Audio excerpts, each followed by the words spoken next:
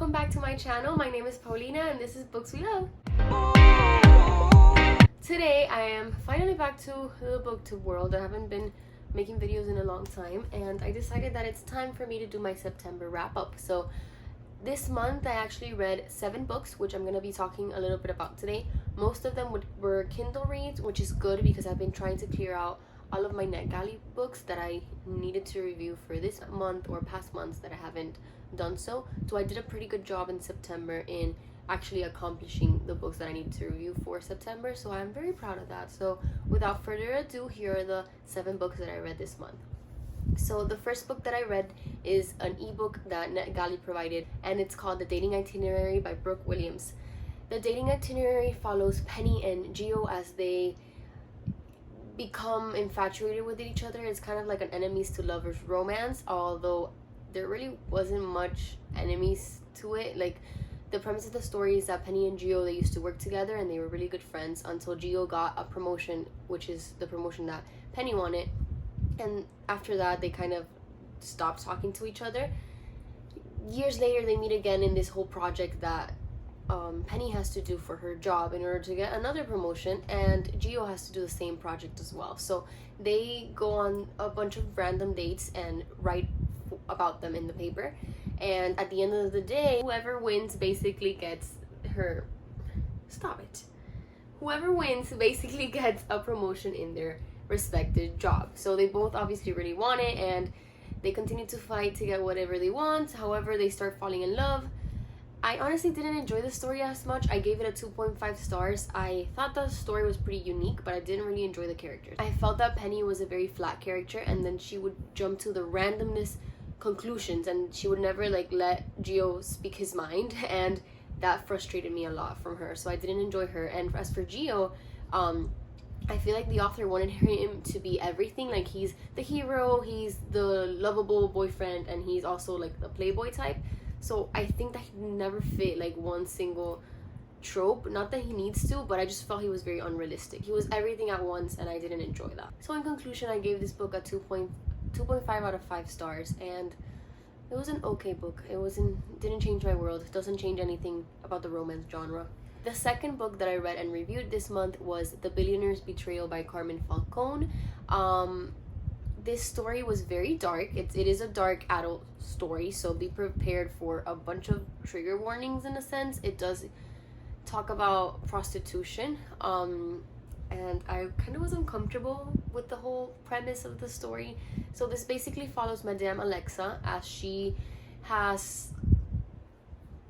Her job is to be a madame, where she gets girls that want to give their virginity away to some dude and they get paid for it. So really it's not prostitution because the girls are getting the money, and it's their choice. Like, they're not being like forced to do anything that they don't want to do, but it's still kind of... I didn't like it. And then this guy, his sister dies, and he's trying to figure out where or why he dies, and the last place she was under Madame Alexa's care. So he thinks she's involved.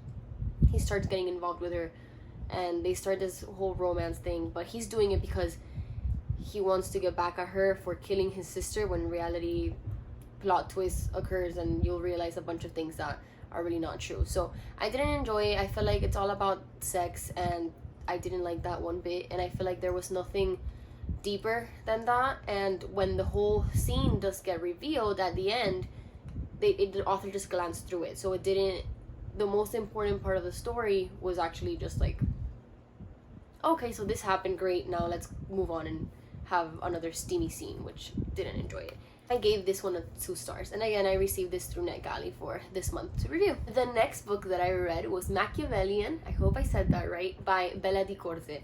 This story rocked my world. I adored this story. So this one I was not very excited to read. I didn't know what I was gonna think about it. I've never read mafia stories. I think I read one that I didn't enjoy that much, but I find the trope very interesting, but I just hadn't found a good book about it until I read Machiavellian. I adored it.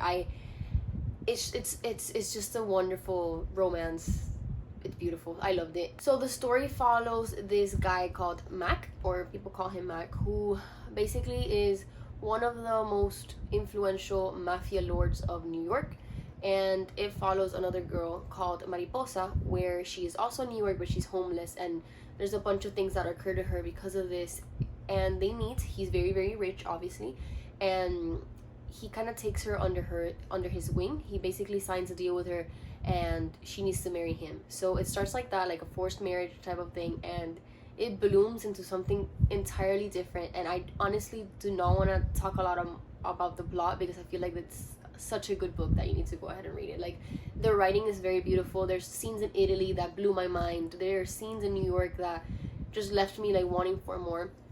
I enjoyed the story so much that I'm actually taking Italian classes now on my own, like online. But it inspired me to go ahead and know more about the culture, because it was a beautiful book, honestly. Like, everything from the way the characters were developed to the plot elements that the author used, they were great. Like, honestly, it's by far one of the best romances I've read. And I received this book through Espresso Tours to review, and I gave it a 4 stars. So deeply recommend. Go read it now.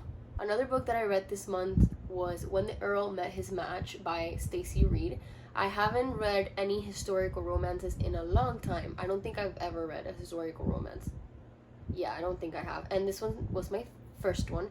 So I'm very new to the genre, and I liked it. I think it allowed me to become more intrigued in the genre. I'm not sure if this is gonna be my favorite book, because I didn't love it, but it's a good story. It basically follows this girl who she basically believes in love, and her parents are forcing her to marry someone that she doesn't want to marry. And so she doesn't have to marry that person, she has sex with her best friend, and she ends up getting pregnant. Plot twist, she decides to go and get help from this Earl, who basically put an ad on a newspaper saying that he needed a wife. So they end up getting married, and he promises that he's gonna take care of the kid. That's kind of like the whole premise about it. There are more things involved. There's a very cute development of characters, and the most unique part is that he's actually mute, so he does not speak. And it kind of talks about their relationship and how she needs to learn how to speak his language, and it honestly is a very beautiful and touching story. I gave this one a 3 stars. I think that it opened up my mind to become more intrigued in the historical fiction genre, and the characters were very, very well written, and she was a very strong character, and I really like that. I feel like, well, I'm new to the genre, so I really don't know, but usually I'm imagining that when you write historical fiction, it's more like the guy is the strong alpha male, and then you have the girl who's a little bit wimpy. In this case, I think that she was a very strong character, and she stood up for what she believed in, and I really, really enjoyed it. Like, it was a very good book. 3 stars. And I also received this one through Entangled Publishing for review. One of my goals this year is to read more nonfiction. So every month I've been trying to read at least one nonfiction. I've read Becoming by Michelle Obama, and this month I went ahead and read Untamed by Glennon Doyle. This is basically a memoir or an autobiography on her life. She is a woman who decides that after her husband cheats on her, that she really cannot, like, she tries to forgive him, and raised in a Catholic or Christian family, she wants to believe in God and in him again. However, she realizes that she cannot do this anymore, and that she's losing herself in the marriage, and she actually starts having feelings for a woman, and she didn't know she was bisexual. She didn't know she was interested in any other person than her husband. So it's kind of like a revelation of her, like, becoming this other liberated woman. I think the book deals with a lot of issues, and I think that the author tried too hard to deal with a lot of issues. So instead of focusing on maybe like her coming out and her opening up to this whole new world, she tries to address so many issues that I think that in a way she sounds a little bit condescending. Like, she talks about racism and how she was racist in a way, and then she talks about not being racist, and then she speaks about her sexuality, God, parenting. Like, she tries to do it all, and I feel like although she has very good points, she tried to do a lot in this book, and that didn't work out for me. Like, there's 3 pages on racism, 3 pages on parenting, and then we're back to the parenting again, and it goes on like that. So I did take away very good points from this book, and I enjoy kind of like her mindset behind the book, but I feel like she did too much and I was a little bit overwhelmed by all that she needed to say. So I gave this book a 3 out of 5 stars. It was an okay book. I recommend it. I think you should read it and find your decision about this book for yourself. The next book I got and received this month was Furio by Yamile Said Mendes. I adored this book. I've never felt more culturally represented than when I read this book. It was a perfect book for Latin Heritage Month and I enjoyed it so much. So it basically speaks about Camila and this girl who's born in Rosario, Argentina, and she really wants to play soccer. However, in her father's ideal and her mother's ideal, that's not her job. Her job is to get a good grades and marry, basically, or make a name for herself. And she does not want to do that. She wants to play soccer, and she's actually very, very good at it. So she starts playing soccer and doing everything she can to get a scholarship to play soccer in the United States. And there are more issues involved. Like in Argentina, there's a lot of cases of like domestic violence, and there's also a lot of girls that continue disappearing, and it touches upon it while not dwelling into it. So it's not like the main focus of the story, but it does talk a little bit of it, and I think it's very important how they mentioned it and how women in these countries are treated. So it does speak a lot about that and how women are culturally represented in patriarchal societies like my own, like Venezuela. So it's a very machista culture, and you see that in this book. Apart from that, there is a love interest. She's in love with Diego, who is a Juventus player. They met in Rosario, Argentina. They were best friends, and then he got shipped and he started playing soccer. So it talks about her choosing herself rather than the love and rather than the relationship, and about him understanding why she's choosing herself rather than him. So it's a very, very good book. I gave this a 5 stars. I think it's a very important book because it brings out diversity, and Camila's not like one of the characters we tend to see. She's different. She's Argentinian, she's Hispanic, and that's not something that you see every day. So I really, really like this book. So thank you to the publisher for actually sending me this copy so I could review it, and my thoughts are my own because it honestly was a spectacular book. Lastly, my last book of the month, I actually read this on September 30th, was Sea of Ruin by Pam Goldwyn. I read this for a book club that I started joining, and it's all about romance. So we read a romance book every month, and this month it was Sea of Ruin. So this time they chose a dark romance, which I'm all for. Not everybody in the group loved it, but I honestly really enjoyed it. So this one is a reverse harem. I've never read one of those. If you don't know what it is, because I didn't, it's basically a girl that has more than one male love interest. So in this case, it's one girl, 2 guys. Yeah, it's smutty, it's sexy, it's intimate, and it's about pirates too. So she's a pirate, and after her father's and mother's death, she embarks into this adventure into becoming a pirate, and in between here and there, she finds these 2 guys that she falls in love with. So it's very dark. There are a lot of trigger warnings, so beware of the book beforehand if you do get triggered with things and topics that are mentioned in this book. But I really enjoyed it. I gave it a 3.5 stars. The only reason I didn't give it a full 5 or 4 stars was because I didn't like the ending. So I'm not gonna spoil it, so if you want to read it you can, but I just felt like the ending was very unrealistic, and it does glance through a bunch of the big issues.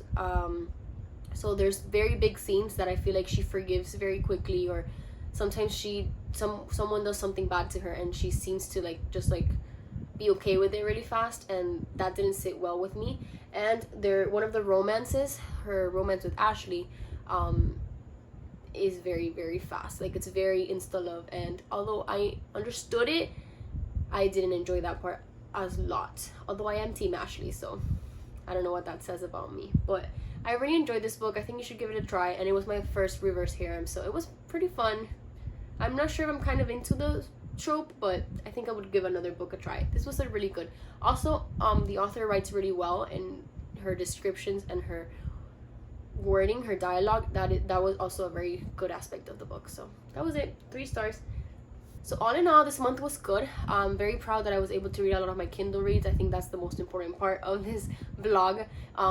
But all in all, I think that next month I'm planning, or well, this month, because now we're in October, I want to read more thrillers. So I bought a bunch, I have a bunch, and I have them all lined up ready to read, and hopefully in my next wrap-up video, I can talk all about the horror stories that I'm reading this month. So thank you for tuning in. Please make sure to comment if you like the books that I've mentioned or if you've read any of them. And if you haven't, please go ahead and subscribe and like the video. Thank you and have a great day.